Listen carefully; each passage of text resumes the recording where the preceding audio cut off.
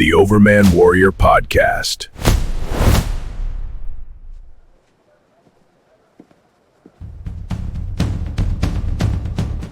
Hi, Coach Hoffman here.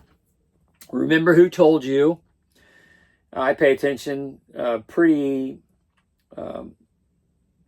pay attention to the voluminous amount of information on the space economy front. And remember what I told you about SpaceX. And I think a lot of people are like, well, I bought SpaceX stock because you told me to. And it went down in value. You had a lot of short sellers who bought it up. Not as much as you think. A lot more people have held on to their SpaceX stock than probably the typical short selling cycle would have. I think it's lost less value than a lot of projections anticipated. Yeah, some people sold off their stuff. They bought it the day the IPO went live, and then they sold it a few weeks later as people were buying into it and the price was going up a few bucks. They sold it a little bit on the rise. I said, buy SpaceX stock. It had come back 100 times more than what you bought it for. But you're going to have to hang on to it for a few years. I mean, we're talking 20, 30-ish. So then I did a whole series of talks about the SpaceX plan. And I'm happy to say here in the middle of July 2026 that Starship 13 is getting ready to launch. As of recording this, don't know what the outcome of that's going to be, but this is part of a improving cadence of these launches, where Starship 12 went June-ish, right after Memorial Day, and then a month later they're launching the next one. They're starting to make them a lot more Starships. The Gigafactory down in Boca Chica is starting to really knock them out. I said this is the future of manufacturing practices. For all the people who think they've learned this aerospace business with some old tricks from the 70s and 80s, you're going to have to completely reinvent yourself to this new space economy. It's going to force everybody into a new way of doing business in aerospace. And I look at SpaceX as being the leader of that movement. So I was very happy to see during the middle of July, SpaceX certainly has the right attitude about winning in the industry. There was just some video that came out of China showing that they had developed a way to catch their booster rockets because SpaceX set the standard. Everybody's copying them, including China. They developed their own way to catch booster rockets from taking payload into space. SpaceX, of course, catches with the chopsticks. They've modified their chopstick catching mechanism down in Boca Chica. And it has less sway to the armatures. Good to see that. And they continue to innovate and take what they learned from all these launches and improve the vehicles and the hardware itself. And they're getting much better at it. And yes, they are preparing Starship 13. And the Starship 13 will go up and do its test parameters. And then they're going to do a 14, a 15, a 16. And all that likely still in 2026. They're moving quickly. So SpaceX is getting ready to really up the game on the Starship manufacturing, getting payload into space. And the ramp to accomplish these things is very short.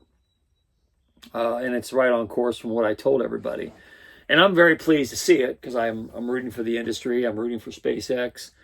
I want to see the space economy flourish. China can chase after the leader, which is SpaceX, all they want.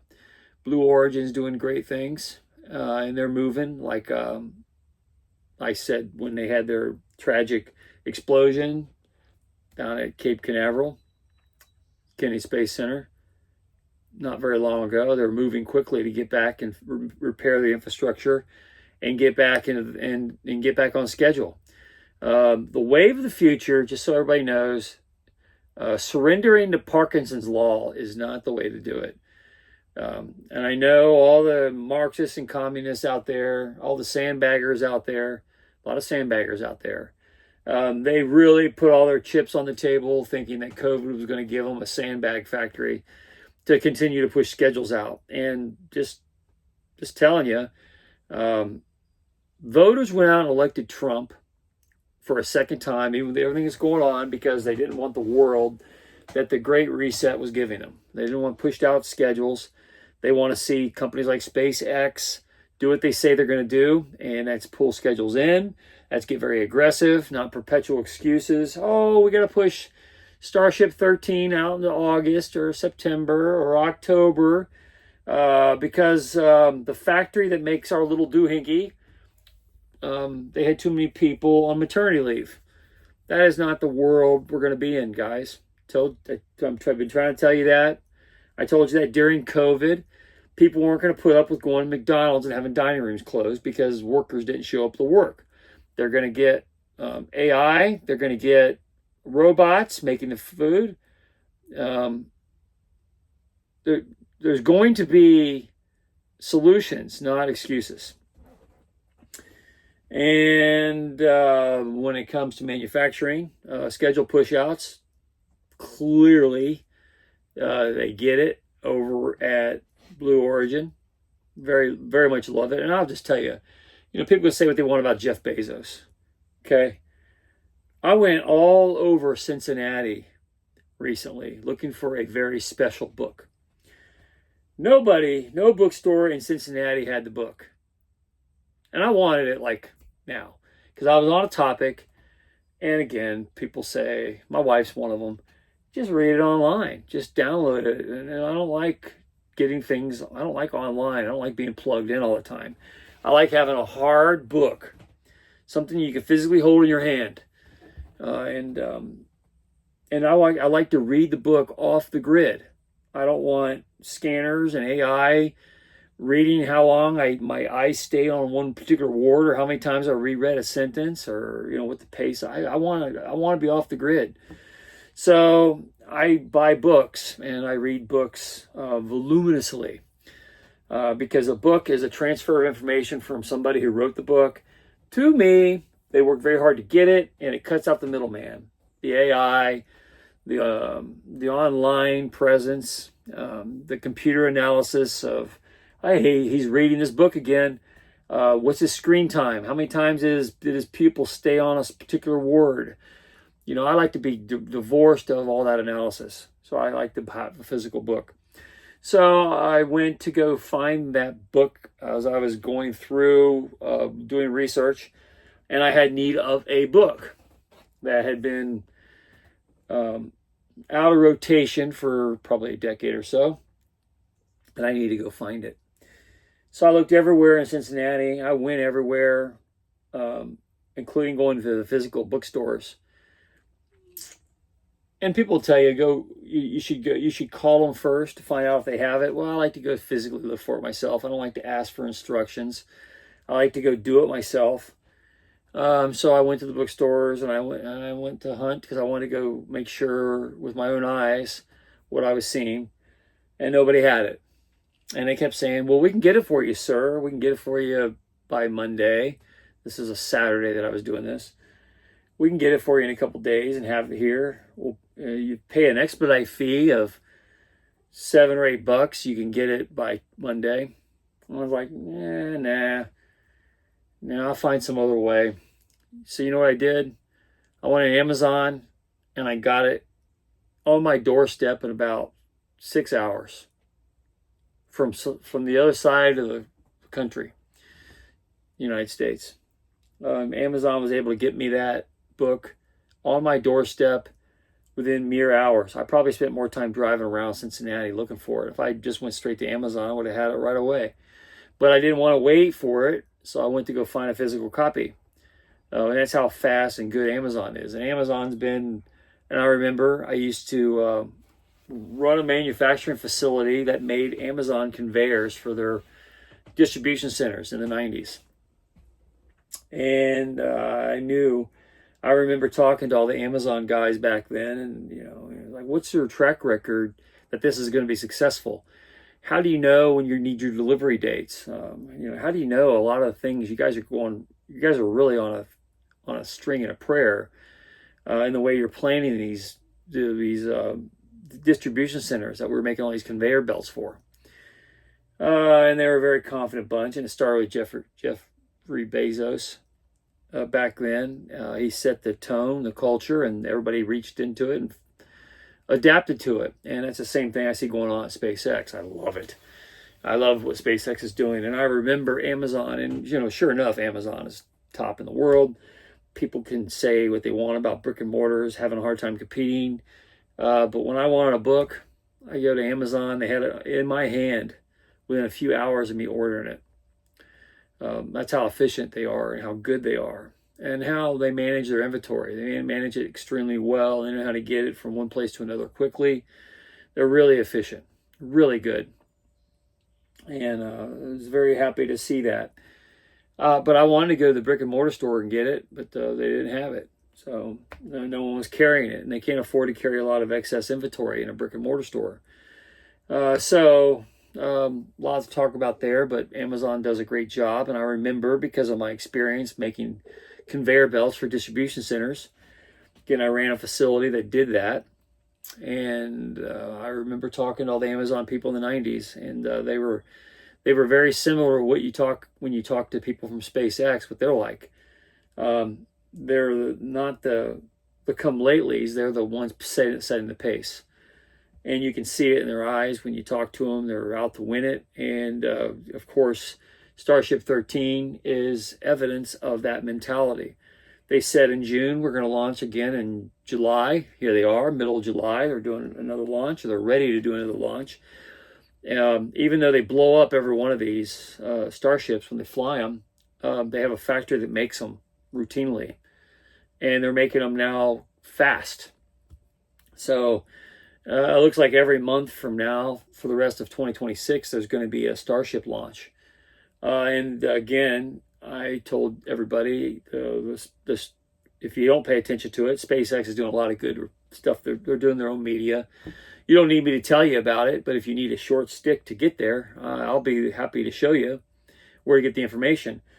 But SpaceX is out there. They're doing their own media stuff, and they're letting everybody know that they're the trendsetters. They're going to beat China. They're going to beat everybody in the world to taking mankind into space. Soon it's going to be more than just satellites are taken. They're going to be taking people into space by the thousands very quickly. And that's when that SpaceX IPO really takes off. And that's when you start seeing that 100 times return.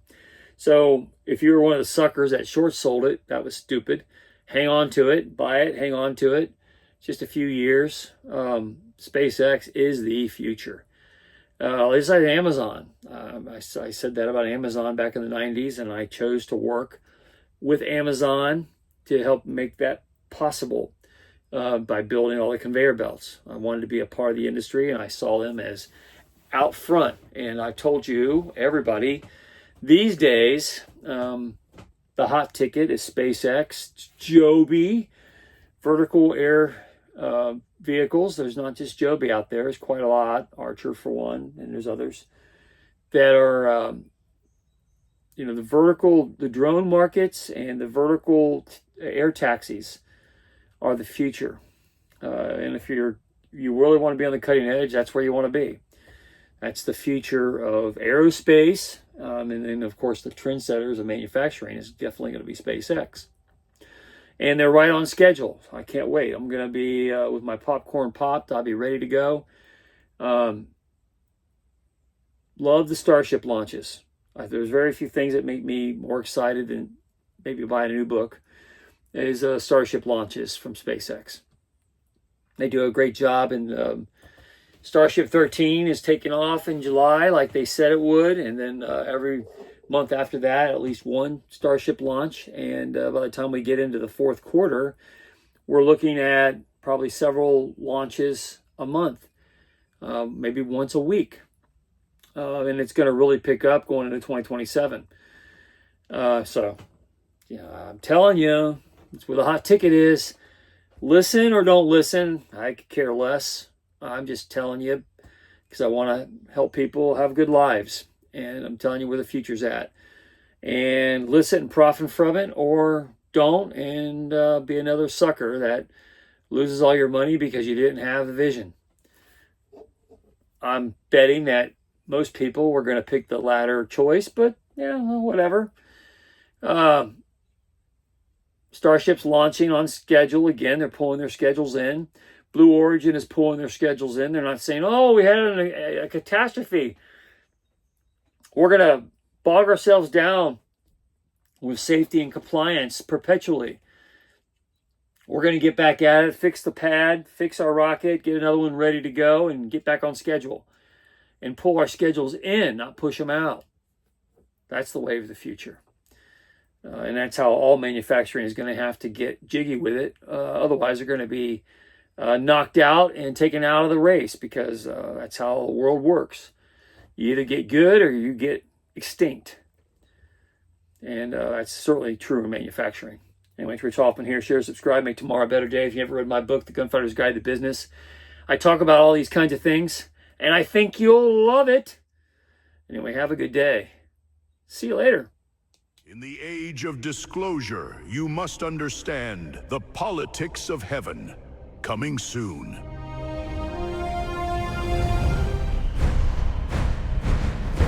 Coming soon. The politics of heaven in 2027. A treasure hunt through heaven and all human history.